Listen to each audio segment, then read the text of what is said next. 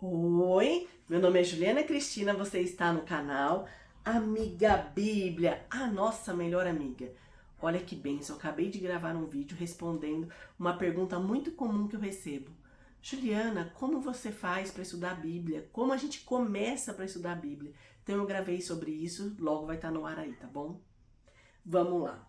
A gente vai continuar a estudar a carta de 1 Pedro. Hoje a gente vai ler 1 Pedro, capítulo 1, versículo 13 ao 16. Se você viu o vídeo anterior falou uma coisa muito importante, que Deus nos deu o privilégio de levar o evangelho para outras pessoas. Como seres humanos, homens e mulheres, Deus nos deu o privilégio de levar a mensagem da salvação. E espero que você já tenha colocado isso em prática, tá bom? Vamos lá, a gente vai ler aqui, ó.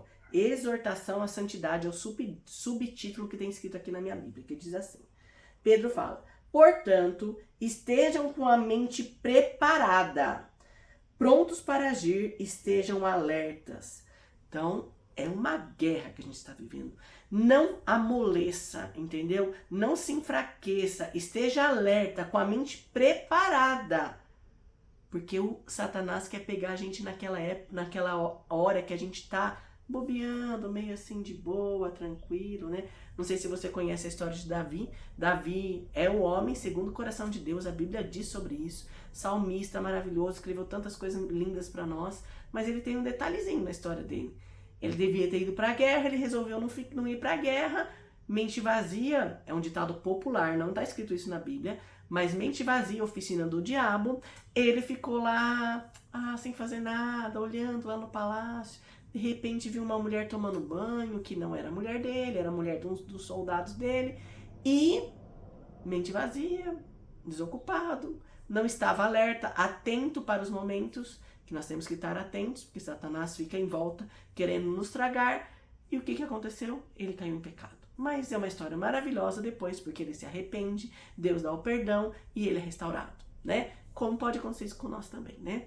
Vamos lá, então esteja alertas, com a mente preparada, e coloquem toda esperança na graça que lhe será dada quando Jesus Cristo for revelado. Então, tenha esperança, né? Eu falei nos vídeos anteriores que a esperança que a gente tem não é uma esperança, eu tenho esperança. Não, a nossa esperança é verdadeira, porque a gente sabe o Deus que nós servimos. A gente sabe do que Ele prometeu para nós, que Ele vai voltar para nos buscar. Então, tenha esperança na graça que vai chegar quando Jesus for revelado, quando Ele voltar para nos buscar. Continua. Versículo 14. Como filhos obedientes, não se deixem amoldar pelos maus desejos que de outrora, quando viviam na ignorância. Olha só. Você se considera filha de Deus? A gente já falou que nem todos são filhos de Deus. Apenas aqueles que recebem Jesus como Salvador e Senhor da sua vida. A gente já falou isso, volta em outros vídeos. Se tiver dúvida, escreve aí nos comentários que eu te passo o link dos vídeos para você. Mas como filhos obedientes, com certeza seus pais sempre quiseram que você fosse obediente. Com certeza, se você é mãe, você fala para os seus filhos obedecer. Deus também quer que nós sejamos filhos obedientes. Como filhos obedientes, não vivam do jeito da vida velha que você vivia de qualquer jeito, nem aí para Deus. Agora viva, olha só como ele dá a receita. Então você tem que deixar de fazer as coisas erradas que você fazia e tomar uma decisão e fazer as coisas corretas. E ainda continua assim, versículo 15. Mas, assim como é santo aquele que os chamou, sejam santos vocês também em tudo o que fizerem.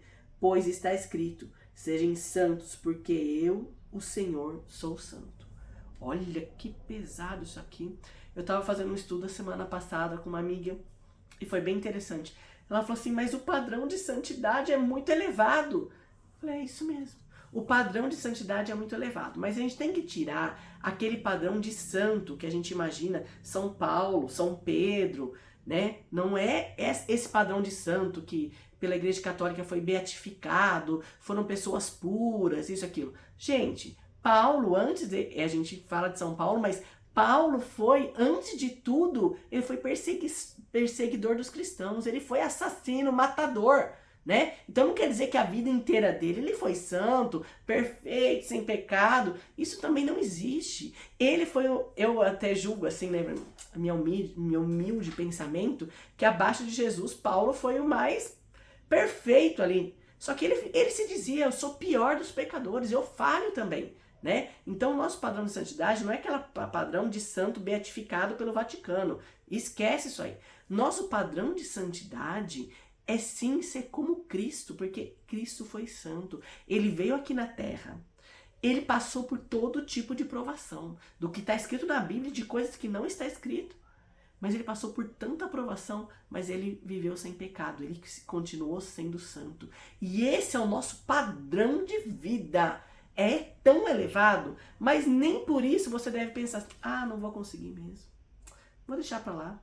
Muito difícil, aí vou desistir. Não! Jesus disse que quando ele voltasse para o Pai, ele deixaria um conselheiro, um consolador e um ajudador para que a gente possa vencer as tentações. E se de repente a gente não conseguir vencer, em 1 João, na carta de 1 João diz assim, nós temos um advogado junto ao Pai. A gente chega perante Jesus e fala, Jesus, pequei.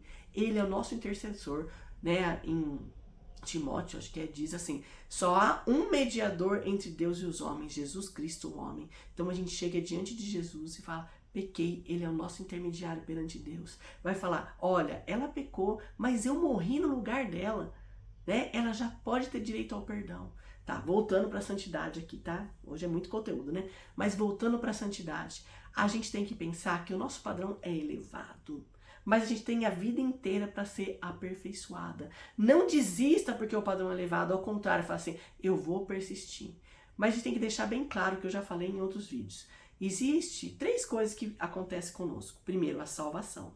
A salvação aqui até falou assim, a esperança na graça. A salvação é pela graça, por meio da fé, não é de obras para que ninguém se glorie. Então separe isso na sua vida. Se você sempre ligou salvação com santificação, separe. A Bíblia separa isso.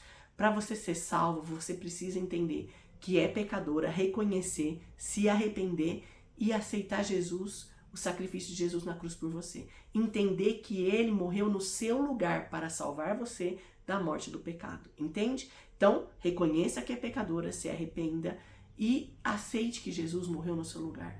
Entende? Que ele é o seu Salvador. Isso já te garante a salvação.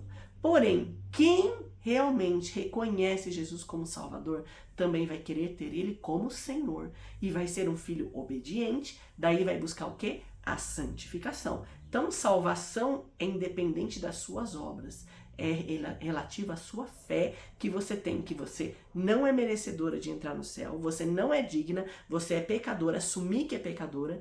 Infelizmente eu tenho encontrado pessoas que não assumem que são pecadoras. Eu falo, Jesus, que pecado, né? Não é que eu estou apontando, mas é verdade, que pecado, acha que, que é justa, que merece a salvação. Ah, gente, que tristeza. Se o primeiro passo, João Batista veio para preparar o caminho do Senhor, sabe o que ele fez?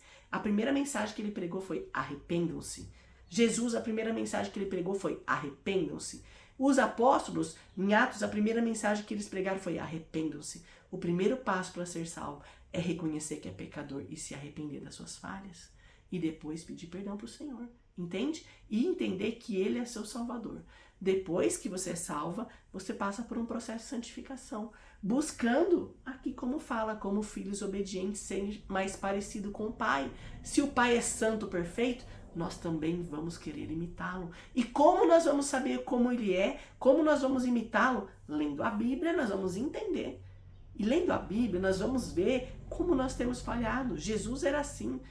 Tô longe disso, mas eu vou me esforçar para ser isso. Não mais para merecer a salvação, porque a salvação é de graça, mas sim para buscar agradar o meu Senhor. Buscar nos santificar para ser mais parecido com Cristo.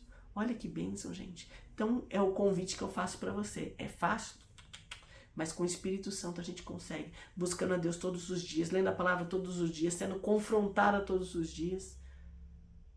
Aí sim, você vai poder estar andando no caminho de santidade, no caminho que o seu Pai do céu te ensinou. Que bênção, gente, que privilégio. Continua firme.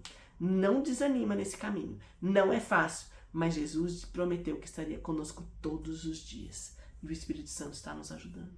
Que privilégio. Ó, pega firme aí. Não desanima. Vamos buscar a santidade em Deus. Um grande abraço bem apertado. Curta, comenta, compartilha esse vídeo. Leva a palavra do Senhor para outras pessoas.